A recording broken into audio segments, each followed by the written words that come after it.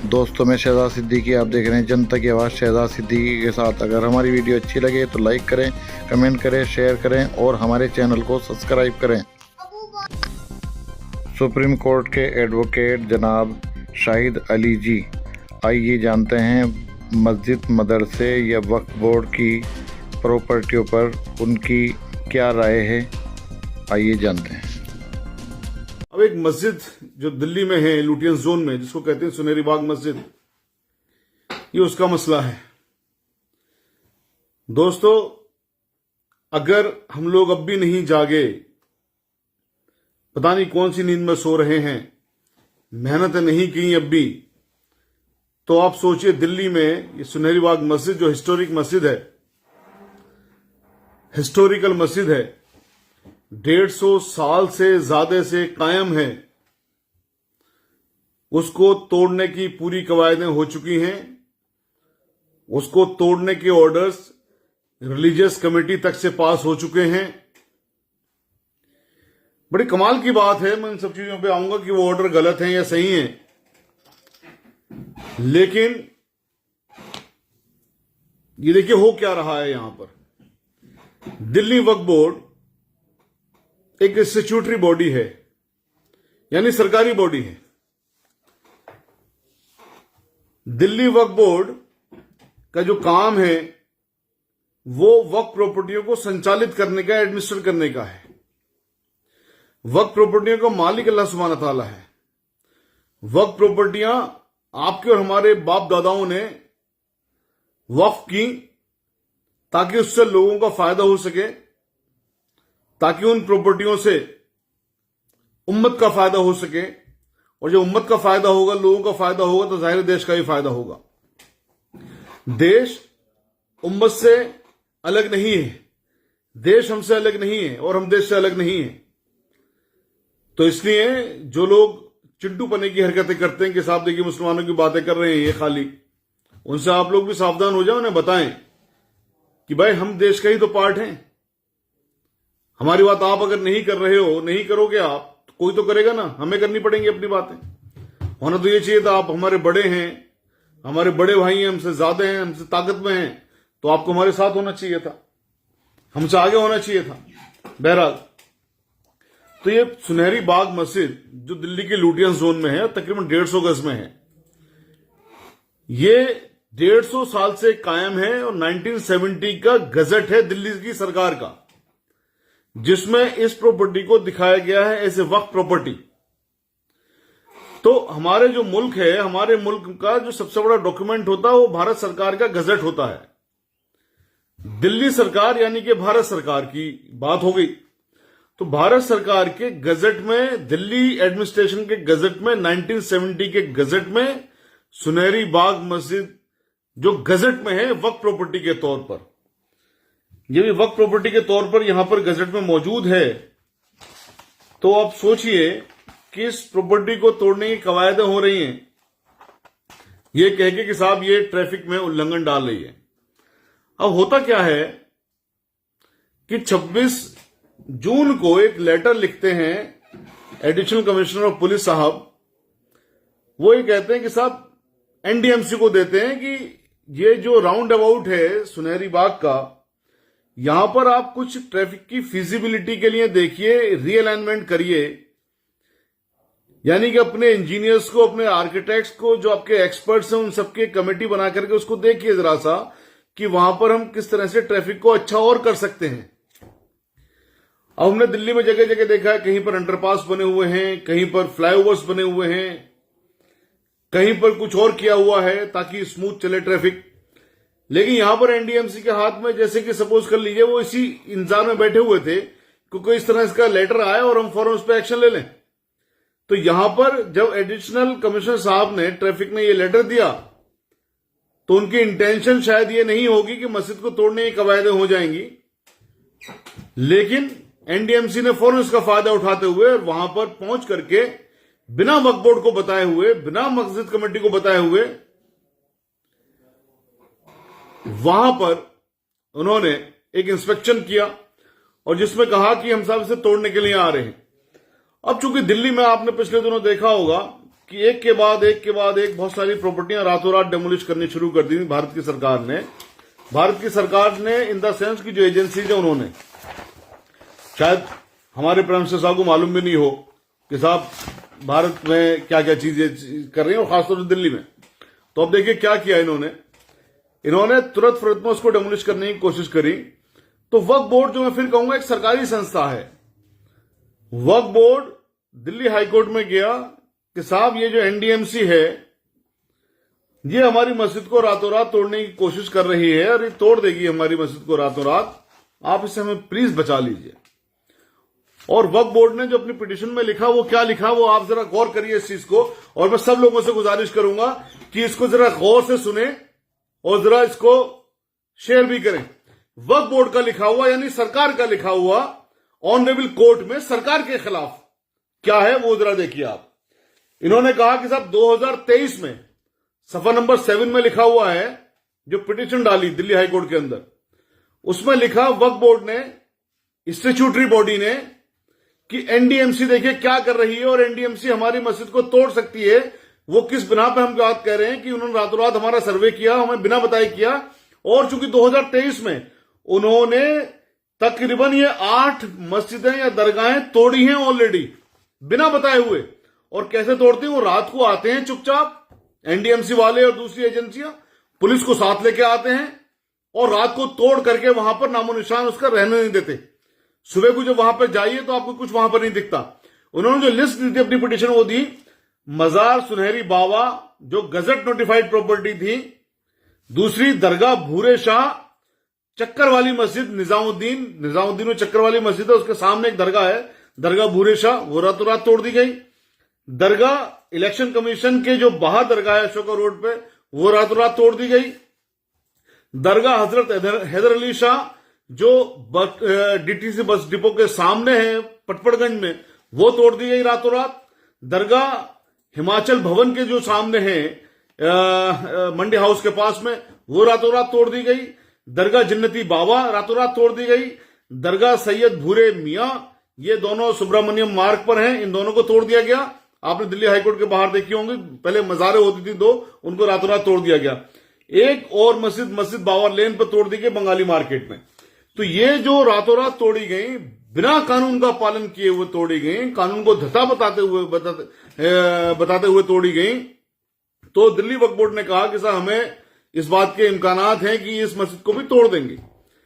ये मस्जिद जो 150 साल से पुरानी मस्जिद है, सर्वे हुआ 1970 से पहले, सर्वे में भी ये वक्फ प्रॉपर्टी है, और 1970 में इसको 100 साल ऑलरेडी हो चुके थे जो सर्वे में है, जो भारत की सरकार का सर्वे किया हुआ है, किसी आम आदमी का सर्वे किया हुआ नहीं है। तो जब ये प्रॉपर्टी इतनी ओल्ड है, इतनी पुरानी है, तो आप इसको तोड़ने के चक्कर में क्यों लग रहे हैं? तो दिल्ली हाईकोर्ट से इन्होंने स्टे मांगा।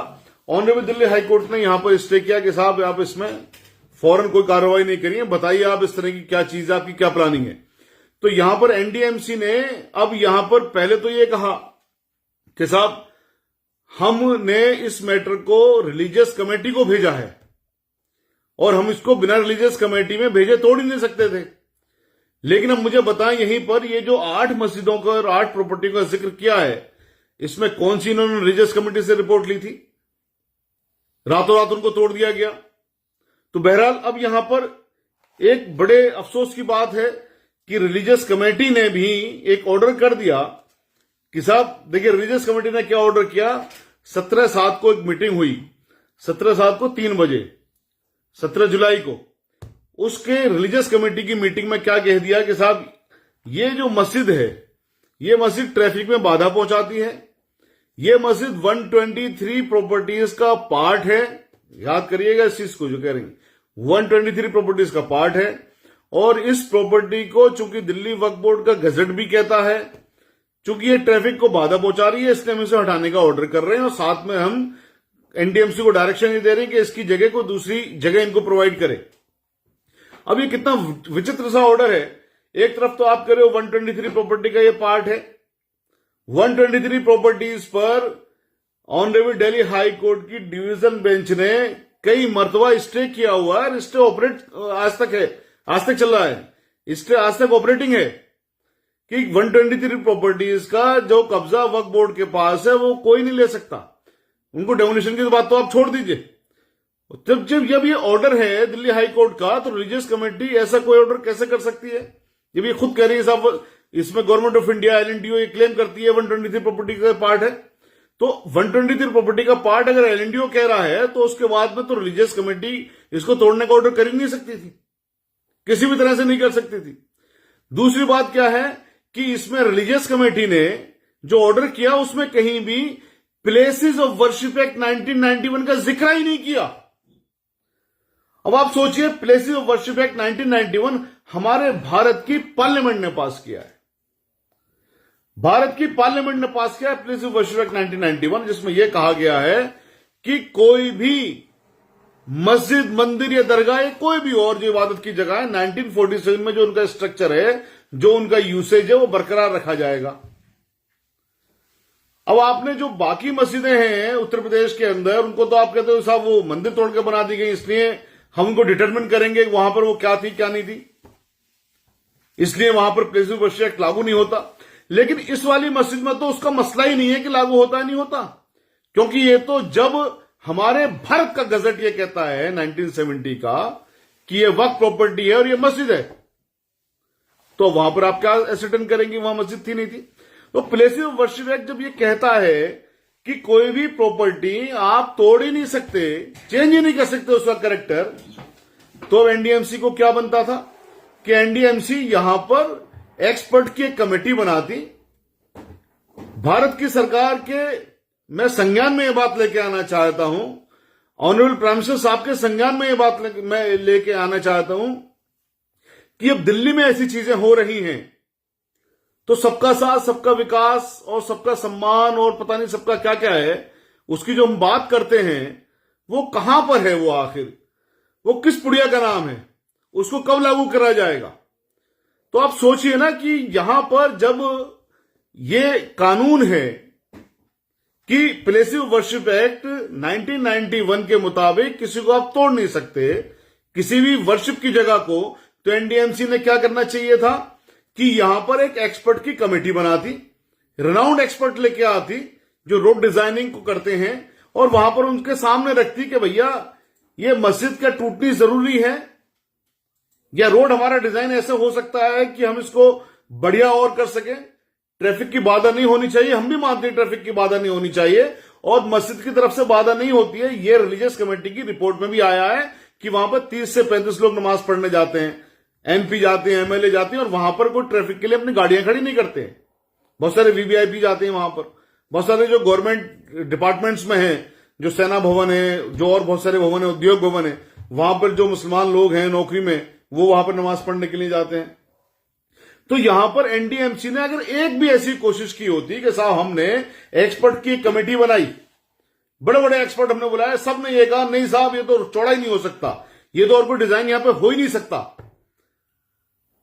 ट्रैफिक पुलिस ने यही तो कहा था एडिशनल सीपी साहब ने कि फिजिबिलिटी देखिए कि वहां पर ट्रैफिक अच्छा चले, आप वहां पर कमेटी बनाइए। इसका मतलब मस्जिद तोड़ने के लिए नहीं कहा था कि एनडीएमसी फौरन आगे साहब मस्जिद को तोड़ दीजिए यहां से।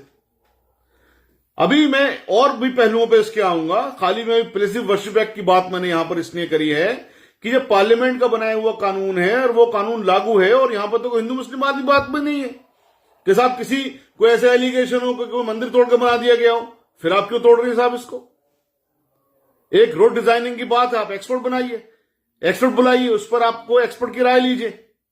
दूसरी चीज यहां पर क्या है, एक हमारे यहां पर आर्टिकल है हमारे भारत के संविधान में, आर्टिकल 49, गौर करिएगा, लिख लीजिए, आर्टिकल 49 है भारत के संविधान में, कॉन्स्टिट्यूशन में हमारे, जो ये ऑब्लिगेशन लगाता है भारत की सरकार के ऊपर कि कोई भी जो ऐतिहासिक महत्व की चीजें हैं, जो पौराणिक महत्व की चीजें हैं, उनको तोड़ा नहीं जा सकता, रिलोकेट भी नहीं कराया जा सकता, एक्सपोर्ट भी नहीं कराया जा सकता उनको। आर्टिकल 49, आर्टिकल 49 का मैं आपको वर्बेटिम वर्ड पढ़ के सुना देता हूं, क्योंकि मुझे पता है कि मेरे इस लाइव को बहुत सारे लोग अपने अपने टेलीविजन चैनल पर भी चलाएंगे। तो उसमें क्या है, protection of monuments and places and objects of national importance. It shall be the obligation of the state to protect every monument और प्लेस और ऑब्जेक्ट ऑफ आर्टिस्टिक और historic interest from spoliation, disfigurement, destruction, removal, disposal और export as the case में be. अब मैंने ये बात जो कही है हिस्टोरिकल मॉन्यूमेंट के लिए क्यों कही है, क्योंकि अभी कल ही एक नोटिफिकेशन निकाला है एनडीएमसी ने जिसमें उन्होंने ये कहा है कि ये मॉन्यूमेंट के तौर पर रजिस्टर्ड है ये मस्जिद, सुनहरी बाग मस्जिद, तो जो हिस्टोरिकल मॉन्यूमेंट के तौर पर भी ये रजिस्टर्ड है। और फिर आपको पता होगी सेंट्रल विस्टा भी बना, सेंट्रल विस्टा में 5 मस्जिदें आती हैं, उन 5 मस्जिदों को चूंकि वो हिस्टोरिकल मॉन्यूमेंट की हैं, वो ऑनरेबल प्राइम मिनिस्टर साहब ने भी उसमें उनको नहीं तोड़वाया, सेंट्रल विस्टा में वो छोड़ दी गई 5 की 5 मस्जिदें। तो ये जो भारत की सरकार को बदनाम करने के लिए जो भी अफसर ये कार्रवाई करते हैं, उन अफसरों को भी जरा कार्रवाई पे देखिए ना आप ऑनरेबल प्राइम मिनिस्टर साहब कि किस तरह की चीजें कर रहे हैं, वो लोगों के दिमाग में किस तरह की चीजें भरते हैं कि जिस विस्टा के लिए, सेंट्रल विस्टा के लिए प्राइम मिनिस्टर साहब मस्जिदों को नहीं तोड़वा रहे हैं, उसमें से एक मस्जिद ये भी है, और आप उन मस्जिद को तोड़वा रहे हो बिना आप कोई तैयारी करे हुए कि साहब वहां पर वो रोड बन सकता है नहीं बन सकता। तो आर्टिकल 49 की ऑब्लिगेशन है, वो भारत सरकार के लिए ऑब्लिगेशन है, वो ऑनरेबल प्राइम मिनिस्टर साहब का ऑब्लिगेशन है कि वो मस्जिद को नहीं तोड़ा जा सकता किसी भी तरह से, वरना वो भारत के संविधान का सीधे सीधे उल्लंघन होगा।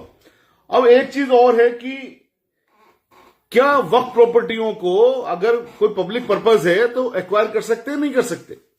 जैसे मैंने आपको बहुत बार ये कहा है कि वक्फ प्रॉपर्टियों को कोई एक्वायर नहीं कर सकता, लेकिन अगर कोई पब्लिक पर्पज है तो पब्लिक पर्पज के लिए सरकार एक्वायर कर सकती है, लेकिन उसके लिए 3-4 चीजें हैं। मैं आपको अभी उसका भी प्रोविजन दिखा दूंगा। आर्टिकल सेक्शन 51 में वक्फ एक्ट 1991 में क्या लिखा हुआ है, उसमें लिखा हुआ है कि पब्लिक पर्पज है तो एक्वायर कर सकती है सरकार, लेकिन वो वक्फ बोर्ड से कंसल्ट करके करेगी।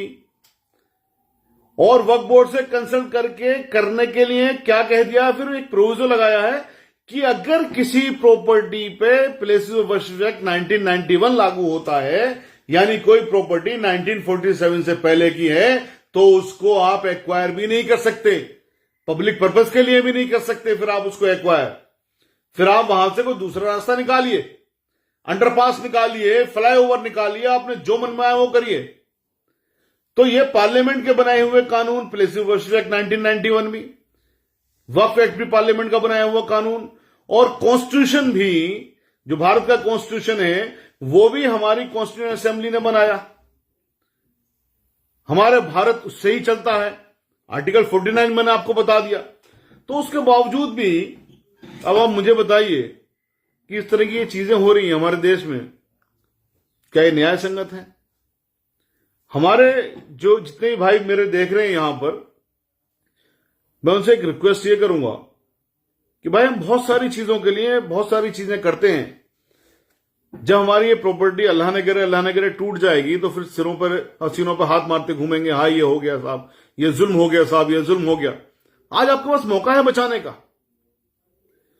आज आपके पास मौका है बचाने का। कम से कम भारत की सरकार के कानों तक तो इस बात को पहुंचाइए, कम से कम इसको शेयर तो करिए, कम से कम इस बात को जो जो जो हमारे सरकार के अफसरान हैं उनके कानों तक तो पहुंचाइए कि भारत की राजधानी में, दिल्ली में, लुटियंस जोन में, जहां से तमाम भारत की सरकार चलती है, वहीं पर आप कानून का उल्लंघन करके आपके डिपार्टमेंट, एक एनडीएमसी नाम का डिपार्टमेंट, उसके कुछ अफसरान जो सांप्रदायिक किस्म के अफसरान हैं, सांप्रदायिक उनकी मेंटेलिटी है, वो भारत की मस्जिद को एक तोड़ने की कवायद में जुड़े हुए रात दिन, कानून को झूठा बताते हुए, कानून को वायलेट करते हुए। मगर कमाल की बात है साहब, किसी कान पे जू रेंगने को तैयार नहीं है। अब मैं यहां पर एक बात और बताऊं कि जब दिल्ली वक्फ बोर्ड ने ऑनरेबल दिल्ली हाईकोर्ट में पिटीशन फाइल करी, तो ऑनरेबल दिल्ली हाईकोर्ट ने उसमें स्टे दिया। स्टे देने के बाद में रिलीजियस कमेटी का ऑर्डर हो गया, तो रिलीजियस कमेटी के ऑर्डर के बाद में एनडीएमसी के वो सांप्रदायिक अफसरान, उन्होंने एप्लीकेशन लगवाई कि साहब जल्दी से इसका खत्म करवाइए पिटीशन, अब तो हमारे पास रिलीजियस कमेटी का ऑर्डर आ गया, हम मस्जिद को फौरन तोड़ लेंगे। अल्लाह भला करे जज साहब का भी, जस्टिस पुरुषेंद्र कुमार कौरव साहब ने के सामने पिटीशन लगी। ये पिटीशन लगी हमारी 18 दिसंबर 2023 को, और इसमें वक्फ बोर्ड की तरफ से पेश होने वाले थे mister Sanjay Ghosh senior advocate, miss Farhat Jahan Rahmani advocate, mister Feroz Iqbal Khan advocate, mister Imran Ahmad advocate, mister Shad advocate and mister Saif Khan advocate. ये वक्फ बोर्ड की तरफ से पेश हुए।